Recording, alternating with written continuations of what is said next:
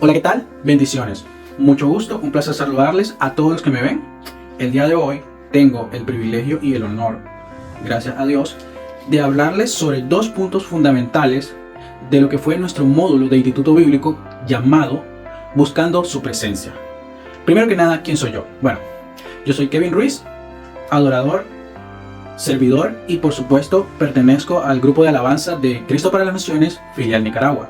Si me permiten hablarles un poco de lo que recibí en este módulo, no quiero hacer un resumen de lo que fue en sí el módulo, porque para eso ya subimos lo que fueron 3 clases seguidas donde hicimos el resumen completo. Entrando un poco en materia de lo que fue el módulo Buscando su Presencia, hubieron 2 puntos fundamentales que en mi vida tuvieron un gran impacto. El primero fue cómo obtener su presencia sabiendo que somos nosotros quienes nos alejamos de Él. Nosotros como seguidores de Cristo solemos hacer cuando nos terminamos alejando de Él es volver a donde Dios ya nos sacó. Y eso lo podemos ver claramente en el libro de Juan 21 del 15 al 19, cuando Jesús va por Pedro y Pedro se encuentra pescando. Pedro se acerca, Jesús le da de comer pescado y Jesús le dice a Pedro: Pedro, ¿me amas? Y Pedro responde: claro que te amo. Luego le vuelve a preguntar Jesús: ¿me amas? Y Pedro responde: claro que te amo. Y nuevamente le pregunta por tercera vez: Pedro, ¿me amas? Entonces Pedro se echa a llorar y dice: claro que te amo. El corazón de Pedro es contrictado, es vuelto a los caminos de Dios y es donde él se arrepiente y decide seguir a Cristo en las buenas y en las malas. ¿Qué es lo que pasa con este versículo? Bueno, Pedro viene a estar con la presencia de Dios, con la presencia de Jesucristo aquí en la tierra, lo acaba de negar y ha vuelto a donde Dios ya lo había sacado. Viene Jesús, va donde Pedro, Jesús representa aquí en la tierra la presencia de Dios, porque es el Hijo de Dios, es quien murió por nosotros en aquella cruz del Calvario, es quien se sacrificó por nosotros, y Jesús va y lo saca nuevamente de donde él ya estaba. Y Pedro se arrepiente y dice: claro que te amo. Y Jesús le responde: entonces ve y apacíguame mis ovejas. Entonces aquí entramos al segundo punto. El segundo punto que yo les compartía es cómo llevar su presencia a otras personas en nuestro hombro y ser de bendición para otras personas.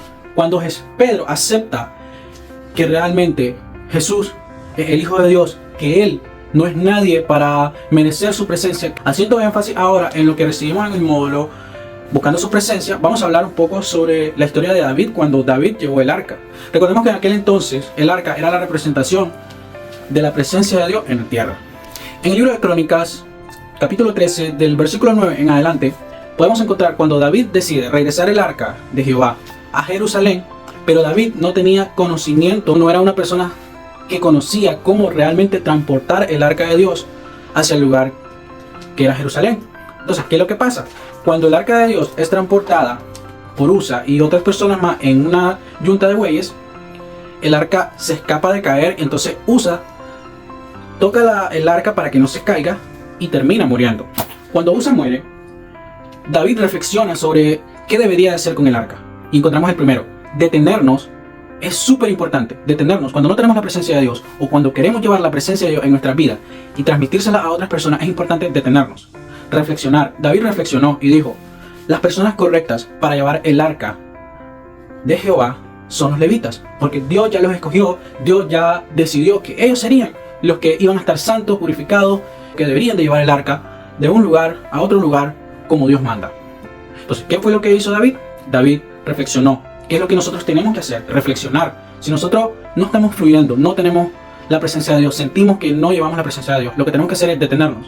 Nos detenemos, reflexionamos. Es importante entender: ayuno, oración, adoración, palabra de Dios. Esos son los 4 fundamentos o montes que un cristiano debe de tener en su vida. Entonces, ¿cuáles eran los fundamentos de David? Adorar, ayunar, orar y tener personas que llevaran la presencia de Dios en sus hombros, que estuvieran calificadas para llevar la presencia de Dios. Entonces, por esa razón nosotros tenemos que detenernos. David viene y decide crear un altar o un lugar donde la presencia de Dios iba a estar, o sea, el arca iba a estar. Nosotros como cristianos tenemos que detenernos y decir: necesito un cuarto o un lugar para santificarme, para buscar de Dios, y una vez que lo tenga, ir y transmitir el Dios que tenemos a otras personas. Que Dios nos manda a orar en lo secreto, buscar de Dios en lo oculto, para cuando nosotros vayamos a transmitir la unción de Dios a otras personas. Vayamos con todo el poder de Dios y podamos transmitir. Nosotros no podemos ir vacíos a dar lo que no tenemos a otras personas. Tenemos que primero llenarnos de Dios en lo oculto, en lo secreto, a través del ayuno, la oración, la adoración y palabra. Y así podemos llenarnos del Espíritu Santo e ir a otras personas lo de Dios. Luego, nosotros también tenemos que vivir una vida en santidad, una vida que realmente busquemos de Dios. Recuerdo que una vez estaba escuchando una prédica de alguien, de un adorador famoso, que él decía que cuando él iba a adorar a Dios, un día antes, él no miraba teléfono, no miraba redes sociales, no miraba absolutamente nada. Después de las 10 de la noche, se acostaba a dormir y al siguiente día él iba a adorar a Dios, iba concentrado, iba con la unción de Dios y transmitía lo de Dios y buscaba cómo dar lo que había recibido porque no había ninguna distracción. También encontramos en el pasado cuando los hombres de Dios iban a la guerra, tenían que apartarse de sus mujeres durante una semana, tenían que santificarse, tenían que estar circuncidados, y todo eso envuelve a que nosotros como adoradores o como hijos de Dios tenemos que apartarnos de las cosas que nos van a distraer para llevar la presencia de Dios. Algo tan simple o algo tan insignificante como no ver una foto un día antes de ir a adorar a Dios puede hacer la diferencia. Leer un versículo bíblico antes de que inicie la alabanza en la iglesia puede hacer la diferencia. Cosas tan sencillas como esas hacen la diferencia entre Dios. No nos distrae, nuestra mente está conectada con Dios. Luego tenemos que nosotros, para tener la presencia de Dios, tenemos que establecer prioridades. David estableció prioridades. Para tener la presencia de Dios dijo, necesito un lugar donde vaya a estar el arca. Necesito personas que dirijan la presencia de Dios, que estén calificadas por Dios. Aunque él era el rey, aunque él era la persona más importante de Israel, él estaba consciente de que Dios manejaba un orden divino. Él estaba consciente de que Dios tenía personas santificadas, personas escogidas, quienes eran los responsables de llevar la presencia de Dios. Y por eso él estableció prioridades, estableció decretos, incluso estableció principios que le ayudaron a ser el hombre perfecto ante Dios.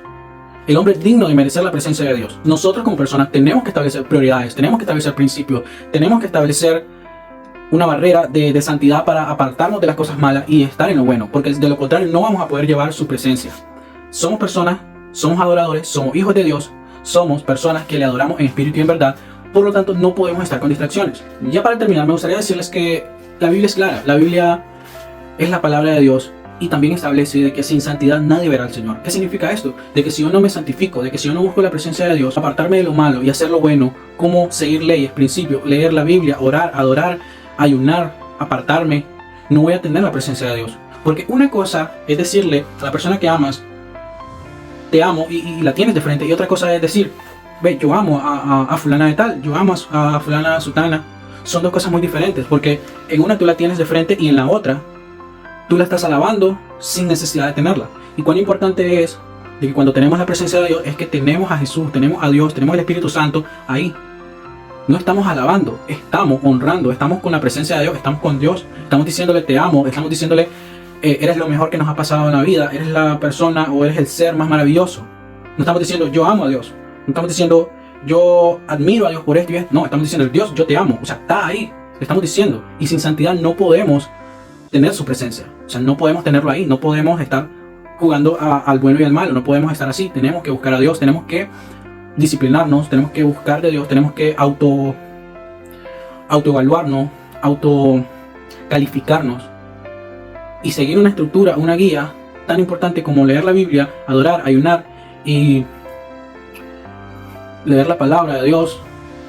Son tan importantes que debería ser un hábito de todos los días. Bueno, eso ha sido todo, muchas gracias y espero les guste. Nos vemos hasta la próxima.